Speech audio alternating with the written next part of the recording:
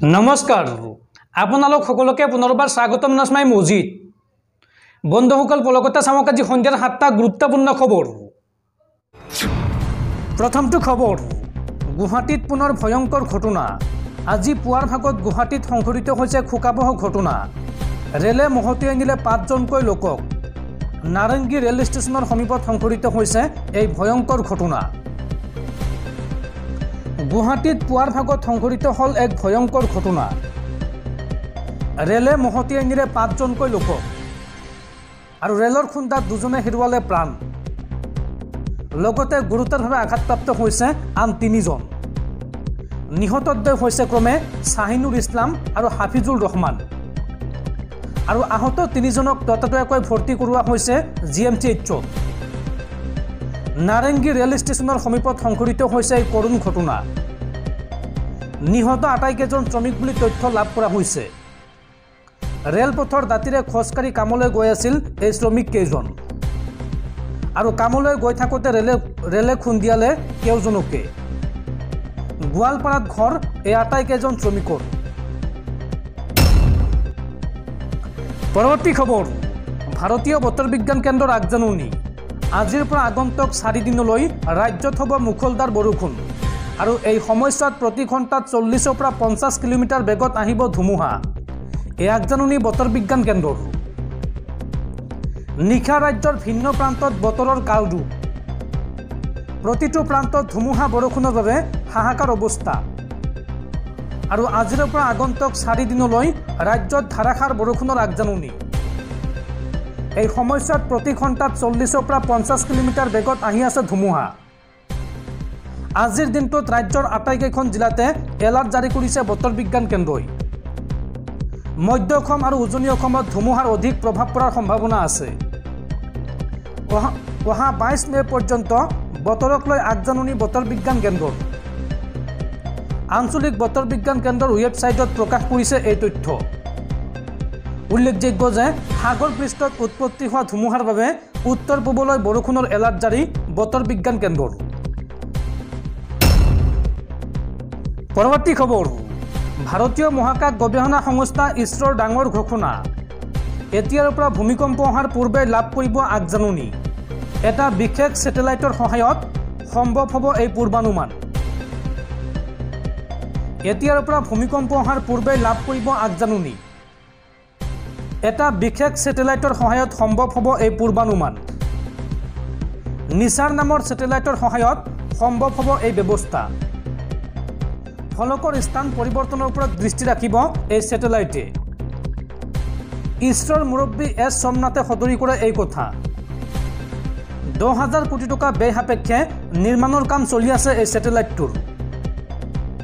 আৰু চলিত বৰ্ষতে কাৰ্যক্ষম হৈ উঠিব নিচাৰ নামৰ স্যাটেলাইটটো কেৱল ভূমিকম্পই নহয় জ্বালামুখী সাগৰীয় ধুমুহা আৰু বনজুই আদি নানান প্ৰাকৃতিক দুৰ্যোগৰ আগজাননী দিব এই স্যাটেলাইটটোৱে বন্ধুসকল তাৰপিছত 4 নম্বৰ খবৰটো জনোৱাৰ আগতে আপোনালৈ এটা সৰু ৰিকুৱেষ্ট যদি তালৈকে এই ভিডিঅ'ত লাইক কৰা নাই তেন্তে প্লিজ এটা লাইক কৰি দিয়ক আৰু এনেকুৱা ধৰণৰ নতুন নতুন ভিডিঅ' পাবলৈ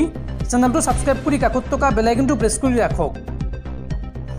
পৰৱৰ্তী খবৰ তীব্ৰ আৰ্থিক সংকটত ভুগিছে অসম চৰকাৰ অৰ্থৰ অভাৱত বিগত 13 মাহে দৰমহা দিব পৰা নাই চৰকাৰী কৰ্মচাৰীক আৰু যাৰ পৰিপ্ৰেক্ষিতত এতিয়া কৃষি বিপণনৰ 203 গৰাকী কৰ্মচাৰীক দিব স্বেচ্ছামূলক অৱসৰ কৃষি বিপণনৰ 203 গৰাকী কৰ্মচাৰীক অসম চৰকাৰে দিব স্বেচ্ছামূলক অৱসৰ দৰমহা দিবলৈ অপৰাগ চৰকাৰে কৃষি বিপণনৰ কৰ্মচাৰীক দিব স্বেচ্ছামূলক অৱসৰ বিগত 13 মাহে দৰমহা পোৱা নাই কৃষি বিপণনৰ কৰ্মচাৰীয়ে 203 গৰাকী কৰ্মচাৰীক ভিয়াৰাজ দিয়াৰ উপৰিও কৃষি বিপণন পৰিষদক পুনৰ গঠনৰ প্ৰস্তাৱ ৰাজ্য চৰকাৰৰ উল্লেখযোগ্য যে ইয়াৰ পূৰ্বে ৰাজ্যিক পৰিবহণ বিভাগে বিগত মাৰ্চ মাহত ভিয়াৰাজ দিছিল 83 গৰাকী কৰ্মচাৰীক যোৱা বছৰৰ পৰিবহণ নিগমৰ পৰা ভিয়াৰাজ লৈছিল 260 গৰাকী কৰ্মচাৰীয়ে লোকচানৰ দোহাই দি কৰ্মচাৰী ছাঁটাই কৰিছিল পৰিবহণ নিগমে আৰু পৰিবহণ নিগমৰ পিছত এইবাৰ কৃষি বিপণনৰ 203 গৰাকী কৰ্মচাৰীক ছাঁটাই কৰিব অসম চৰকাৰে পৰৱৰ্তী খবৰ এতিয়াৰ পৰা যধে মধে নাগৰিকৰ ভূমি সম্পত্তি বাজেয়াপ্ত বা অধিগ্ৰহণ কৰিব নোৱাৰিব চৰকাৰে। এই সন্দৰ্ভত চৰকাৰক কঠোৰ নিৰ্দেশনা বান্ধি দিলে দেশৰ উচ্চতম ন্যায়ালয়ে। এতিয়াৰ পৰা যধে মধে নাগৰিকৰ ভূমি সম্পত্তি বাজেয়াপ্ত বা অধিগ্ৰহণ কৰিব নোৱাৰিব চৰকাৰে। চৰকাৰক এই সন্দৰ্ভত কঠোৰ নীতি নিৰ্দেশনা বান্ধি দিলে উচ্চতম ন্যায়ালয়ে। সংবিধান প্ৰদত্ত সঠিক প্ৰক্ৰিয়া অনুসৰণ কৰিবলৈ কঠোৰ নিৰ্দেশ সৰ্বোচ্চ ন্যায়ালয়ৰ। সঠিক প্ৰক্ৰিয়া অনুসৰণ নকৰিলে ব্যক্তিগত সম্পত্তিৰ অধিগ্ৰহণ অবৈধ বুলি গণ্য কৰা হ'ব। সৰ্বোচ্চ ন্যায়ালয়ৰ ন্যায়াধীশ PS নৰসিংহ আৰু ন্যায়াধীশ অৰবিন্দ কুমাৰ খণ্ডপীঠৰ এই ৰায়দান। সম্পত্তিৰ গৰাকীক অধিগ্ৰহণ সন্দৰ্ভত জনাব লাগিব প্ৰশাসনে আৰু অধিগ্ৰহণৰ বিৰুদ্ধে থকা ওজৰ আপত্তি প্ৰশাসনে শুনিব লাগিব। ভূমিৰ অধিগ্ৰহণ কেৱল যে ৰাজহুৱা স্বাৰ্থত হৈছে সেই সম্পৰ্কে জনাব লাগিব প্ৰশাসনে। গৰাকীক ভূমিৰ উচিত ক্ষতিপূৰণ দিয়াৰ লগতে সংস্থাপনৰ ব্যৱস্থা কৰিব লাগিব। অধিগ্ৰহণ প্ৰক্ৰিয়াৰ কাৰ্যক্ষম পৰিচালনা আৰু প্ৰক্ৰিয়া নিৰ্ধাৰিত সময়ত পূৰণ কৰিব লাগিব প্ৰশাসনে। এই কঠোৰ নিৰ্দেশনা বান্ধি দিছে দেশৰ উচ্চতম ন্যায়ালয়ে। পৰৱৰ্তী খবৰ, ৰাজ্যত হ্ৰাস পাইছে মদৰ বিক্ৰী। দাম বৃদ্ধিৰ পিছতে ৰাজ্যত হ্ৰাস পাইছে মদৰ বিক্ৰী। 33% হ্ৰাস পাইছে মদৰ বিক্ৰী। উল্লেখযোগ্য যে পূৰ্বে দৈনিক 6 কোটি টকাৰ মদ বিক্ৰী হৈছিল ৰাজ্যত, আৰু তাৰ পৰিৱৰ্তে এতিয়া ৰাজ্যত দৈনিক বিক্ৰী হৈছে 4 কোটি টকাৰ মদ।